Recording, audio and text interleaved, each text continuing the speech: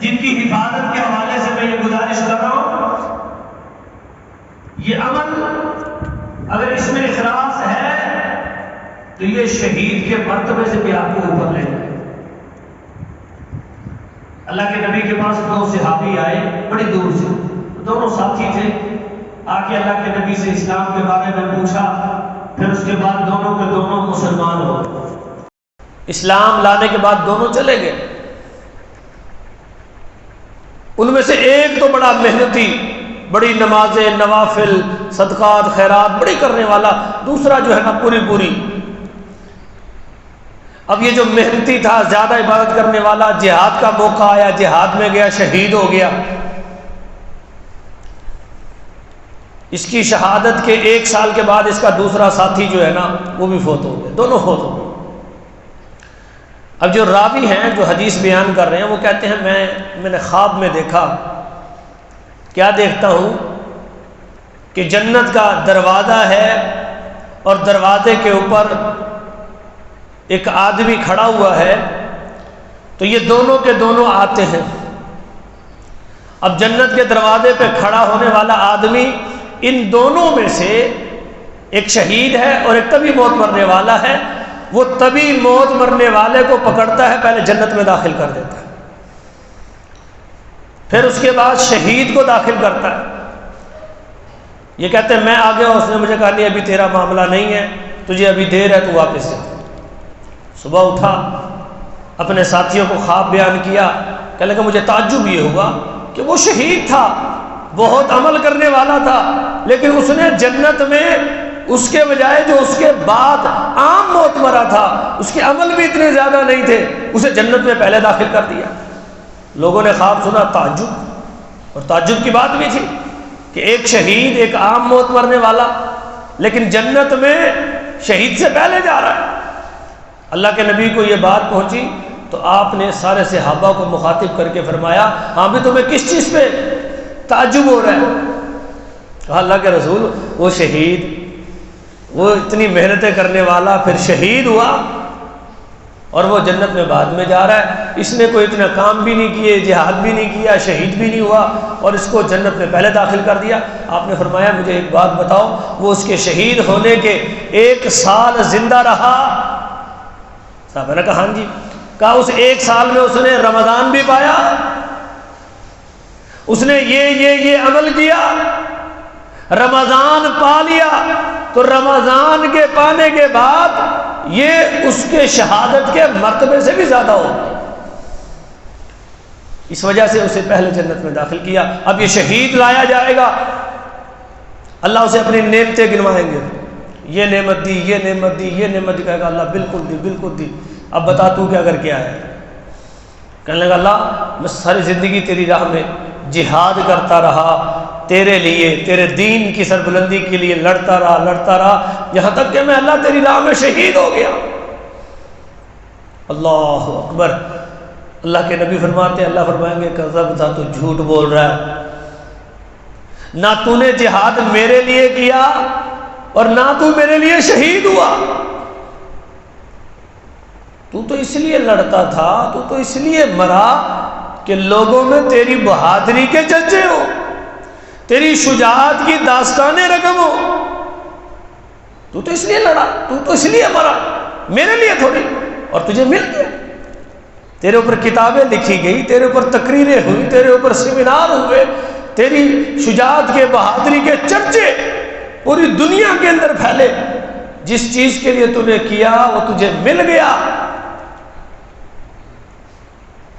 دوسرا آئے گا، یہ کون ہے؟ یہ عالم ہے، یہ قاری ہے، ہاں بھئی اس کو بھی نعمتیں اللہ بتائے گا، ہاں بھئی یہ دیا تجھے، یہ دیا، یہ دیا، اتنی خوبصورت آواز دی، پر تاثیر بیان دیا، اتنا علم دیا، بتا تو کیا کر کے آیا؟ کہا اللہ ساری زندگی میں لوگوں کو تیرا دین سکھاتا رہا، تیری کتاب پڑھاتا رہا، بڑے بڑے مجمعوں میں بڑے لحن کے ساتھ میں نے قرآن کی تلاوت کی، لوگ میری تلاوت میں محصور ہوا کرتے تھے، محظوظ ہوا کرتے تھے، اللہ میں یہ کر کے آیا ہوں۔ اللہ کہے گا کذب تھا، تو بھی جھوٹ بول رہا ہے، تیری خوش لحنی لوگوں کو سنانے کے لیے تھی، لوگوں کے سامنے تیری قرات کا، تیری آواز کا چرچا ہو، تیرے علم کے چرچے ہوں، تیری تقریروں کی باتیں ہوں، لوگ کہیں واہ جو واہ، کیا خطیب ہے، کیا آواز ہے، کیا ہے، وہ تجھے ملا، تجھ سے لوگ ٹائم لیتے تھے، یعنی ہمیں فلاں وقت دے دو، فلاں وقت دے دو، یہ معاملہ چلے، میرے لیے تو نے کیا کیا، تو دنیا والوں کے لیے، لوگوں کے لیے کرتا رہا، وہ تجھے مل گیا۔ تیسرا لایا جائے گا مالدار، اس کو بھی اللہ نعمتیں گنوائیں گے، یہ نعمت دی، یہ نعمت دی، کہے گا ہاں اللہ بالکل دی، اللہ کہے گا بتا پھر میرے لیے کیا کر کے آئے، وہ کہے گا اللہ ساری زندگی میں نے تیری راہ میں خرچ کیا، مسجد بنائی، مدرسہ بنایا، سڑکیں بنائی، پانی کی سبیلیں لگوائی، بیواؤں کا جو ہے نا وظیفے میں نے لگائے، میں نے کفالت کی، فلاں کیا، فلاں کیا، اللہ اس کو بھی کہیں گے کذبتا، تو جھوٹ بول رہا ہے، اور تو دیتا تھا، فوٹو سیشن ہوتے تھے، تو دیتا اس لیے تھا تیری سخاوت کے، تیری عطا کے چرچے ہوں، لوگ کہیں بڑا سخی ہے، پھر وہ ہوا، میرے لیے کیا کیا؟ اللہ کے نبی فرماتے ہیں ان تین کے ساتھ اللہ تبارک و تعالی اپنی جہنم کو بھڑکائیں گے، سب سے پہلے یہ تینوں جو ہے نا جہنم کے اندر ڈالے جائیں گے۔ یہاں کیا ہے؟ ریا۔ تو سب سے پہلے اپنے اعمال، نیک عملوں کو بچائیے ریا سے، ریا نہیں ہونی چاہیے۔ اب ریا سے جو چیز آپ کو بچائے گی وہ کیا ہے؟ وہ ہے اخلاص۔ بات ختم کر رہا ہوں، دائرہ کار بہت بڑا ہے، لیکن میں بات کو مختصر کر کے، اخلاص، یقین جانیے ہماری عبادتوں میں لذت نہیں ہے، پتہ ہے کیوں؟ پچھلے دنوں یہ سوشل میڈیا کا دور ہے، موبائل کا دور ہے، ایک بندے نے ایک تحریر لکھی اور اس نے لکھا، اس نے کہا ہم بچپن میں دیکھتے تھے اور ہم نے بھی دیکھا، ہمارے جو بوڑھے بزرگ تھے نا، سارا دن محنت مشقت کرنے کے بعد راتوں کو قرآن پڑھا کرتے تھے، اور ہم بڑا تعجب کرتے تھے، اور وہ بھی کہتے ہیں بڑا تعجب ہوتا تھا کہ یار اتنا تھک ہارنے کے بعد ہم سے تو نہیں قرآن پڑھا نہیں جاتا، حقیقت ہے، لیکن وہ 2-2, 3-3, 4-4 گھنٹے قرآن کی تلاوت کرتے تھے۔ ایسی کیا گدڑ سنگھی ان کے پاس تھی کہ سارا دن کی مشقت کے باوجود بھی وہ قرآن کی تلاوت کرتے تھے، نوافل پڑھتے تھے، وہ نہیں تھکتے تھے۔ اس نے کہا وجہ پتہ کیا تھی؟ اس قرآن کے ساتھ، نماز کے ساتھ ان کا قلبی تعلق تھا، محبت تھی، چاہت تھی، دل جو ہے نا اس چیز سے جڑا ہوا ہوتا تھا، اور جس سے دل جڑا ہوا ہوتا ہے نا پھر وہ نہ تھکاوٹ نہ کچھ۔ اب ہماری چاہت کیا ہے؟ رات کو بیٹھ کے فیس بک میں ہے، ہماری چاہت کس پہ ہے؟ ٹویٹ پہ ہے، ہماری چاہت ہے یوٹیوب ہے، تھکے ہوئے ہوتے ہیں لیکن 3-3 گھنٹے تک ہم فیس بک چلا لیتے ہیں، 4-4 گھنٹے تک ہم یوٹیوب دیکھتے ہیں، کیونکہ دل ہے نا۔ یہ اس کی وجہ، یہ محبت اور چاہت کب آتی ہے؟ اخلاص کے ساتھ۔ اور اللہ تبارک و تعالی نے اپنی عبادت کے حوالے سے پہلی شرط یہ رکھی ہے، مخلصین لہ الدین، خالص۔ خالص کا مطلب کیا ہے؟ خالص گھی ہم کہتے ہیں نا، خالص گھی۔ خالص گھی کون سا ہوتا ہے؟ ڈالڈا۔ ڈالڈا کو خالص کہتے ہیں؟ آج کل جو ہم گھی ہیں وہ ڈالڈا کے اندر ہم کو رنگ اور جو ہے نا کیمیکل ڈال دیتے ہیں، وہ خالص بن گیا، اور جو جیسا خالص ہم کھا رہے ہیں تو ویسے ہی ہم خالص ہیں۔ خالص دودھ ہم جیسا پی رہے ہیں تو ویسے اثرات ہمارے اندر، تو جتنی خالص چیزیں ہم کھا رہے ہیں تو ہمارے عمل بھی اتنے خالص۔ اللہ سے دعا کیجئے کہ اللہ تبارک و تعالی ہمیں جو کھلائے وہ بھی خالص، اور جو خالص ہم کھائیں اللہ اسی طرح ہمیں خالص عمل کرنے کی بھی توفیق عطا۔ اخلاص کا معنی یہ ہوتا ہے کہ اللہ کی عبادت سے ہر اس شبے کو، ہر اس بات کو، چیز کو جس کے اندر اس بات کا شائبہ ہو کہ یہ اللہ کے علاوہ کسی اور کے لیے ہو۔ اب نماز آپ پڑھ رہے ہیں، لیکن آپ کے دل میں اگر یہ آ جائے لوگ مجھے دیکھ رہے ہیں، یا لوگ یہ کہیں، آپ کی نماز گئی، جبکہ نماز پڑھنی کس کے لیے تھی؟ اللہ کے لیے۔ اب لوگوں کو جب ملا دیا، اب یہ خالص نہ رہی، اس میں وہ شرک خفی آ گیا۔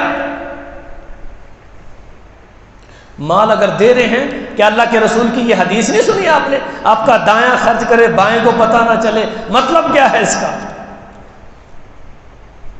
کہ اس طرح سے دو کہ لوگوں کو پتہ بھی نہ چلے، اور جس کو دیا جا رہا ہے اس کو بھی اس بات کا محسوس نہ ہو۔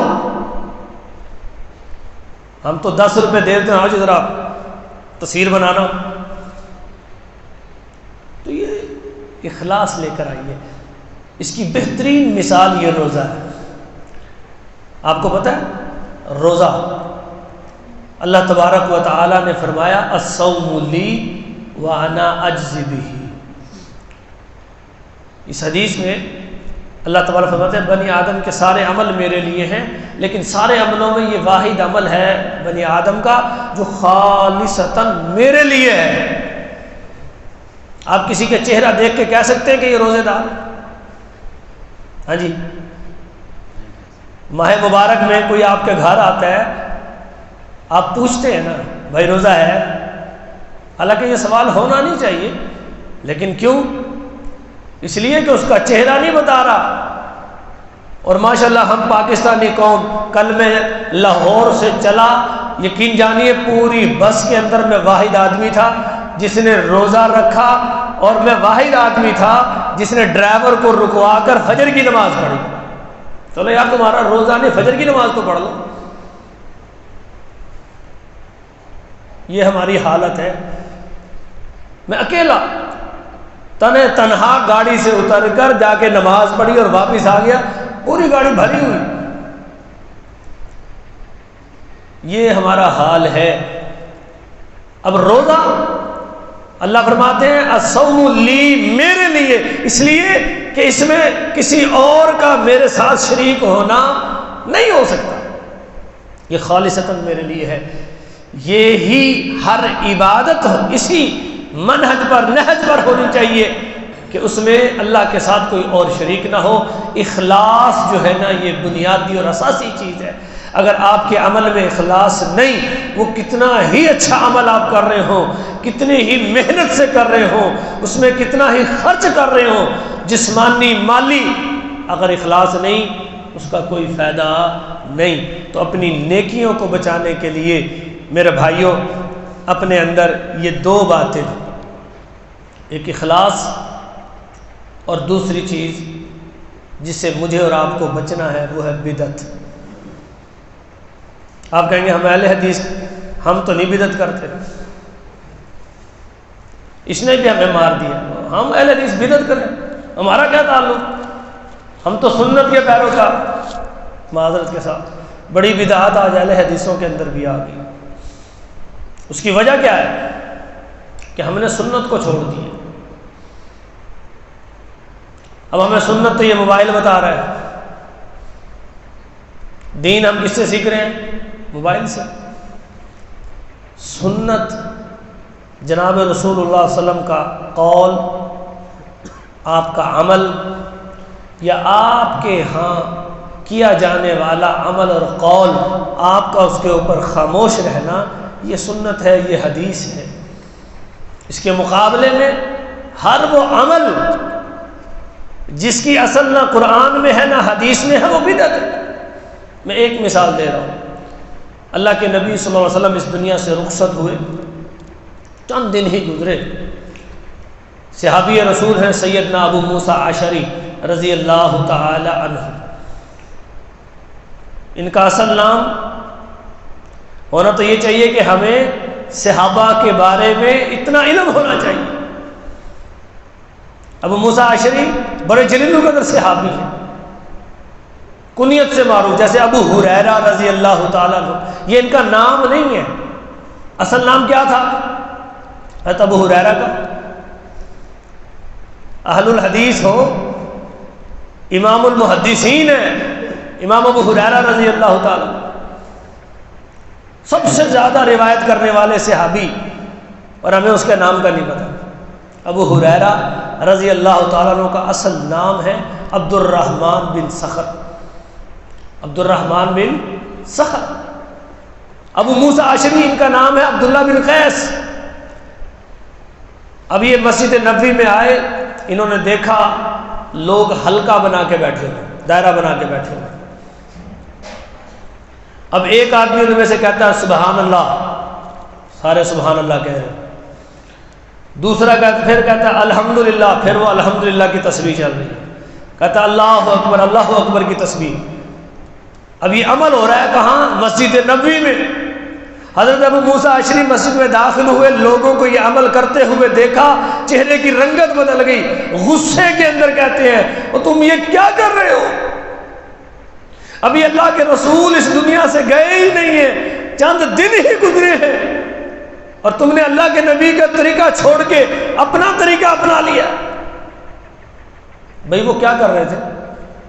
کوئی غلط کام کر رہے تھے؟ تسبیح کرنا، سبحان اللہ، الحمدللہ، اللہ اکبر، لا الہ، یہ کہنا کوئی غلط ہے؟ یہ غلط کیسے ہوا؟ جس طریقے پہ وہ کر رہے تھے وہ اللہ کے رسول صلی اللہ علیہ وسلم کا نہیں تھا۔ ہمارے یہاں مولوی کیا کہتا ہے؟ سبحان اللہ کہو۔ اب جہنم کی آیت پڑھا گا سبحان اللہ، عذاب کی آیتیں پڑھا گا سبحان اللہ، اونچی اونچی سبحان اللہ کہو۔ کون کروا رہے ہیں؟ ہمارے مولوی۔ بھئی اللہ کے نبی نے کب کہا ہے کہ واز کرتے ہوئے آپ جو ہے نا سبحان اللہ کہو، الحمدللہ کہو؟ یہ بدعت نہیں ہے؟ آج ہو رہی ہے، آپ کی مسجدوں میں ہو رہی ہے، آپ کے جلسوں میں ہو رہی ہے، سبحان اللہ سبحان اللہ۔ اچھا دلیل کیا جی؟ وہ جی سبحان اللہ کہنا یہ ذکر ہے، تسبیح ہے، حرج کیا ہے؟ میں نے کہا پھر ابو موسیٰ اشعری کے سامنے جب یہ عمل لوگ کر رہے تھے اس میں حرج کیا تھا؟ ابو موسیٰ اشعری کیوں ناراض ہوئے؟ ابو موسیٰ اشعری نے کیوں کہا؟ میں یہاں وہ لفظ نہیں کہہ رہا ہوں جو ابو موسیٰ اشعری نے کہا تھا کہ ابھی اللہ کے رسول کا کفن بھی میلا نہیں ہوا اور تم نے اپنے طریقے گڑھ لیے۔ اور بہت سے ایسے عمل ہیں، یہ بدعات یہ ہمارے عملوں کو برباد کر دیں گے۔ اللہ سے دعا ہے کہ اللہ تبارک و تعالی ہمیں ہمارے یہ جو ہم کر رہے ہیں، یہ نیکیاں جو ہم کر رہے ہیں، انہیں شرک سے بھی بچائے، اللہ تعالیٰ ان میں اخلاص پیدا فرمائے، اللہ ہمارے عملوں میں بدعت کو جو ہے نا اس سے ہمیں محفوظ فرمائے۔ جو دن باقی بچے ہیں اللہ ہمیں ان میں زیادہ سے زیادہ محنت کرنے کی توفیق عطا فرمائے۔ وما علینا الا البلاغ المبین۔